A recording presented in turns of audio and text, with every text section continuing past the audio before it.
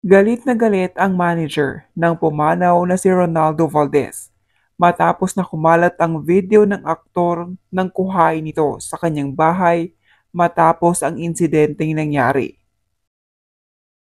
Base sa post ni Mas Jamela ay paiimbestigahan nito sa NBI upang matukoy sa kung sino ang nagpakalap ng video ni Valdez. Dagdag pa nito ay walang karapatang sirain ng kahit sino ang reputasyon na iningatan ng pumanaw na aktor na si Ronald Valdez.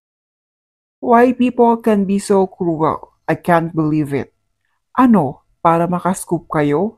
Para mag-trending kayo? How can you be so low, mga walang respeto? A good and a brilliant man like him doesn't deserve this. Babalik sa inyo lahat ng ginawa nyo. It's just a matter of time.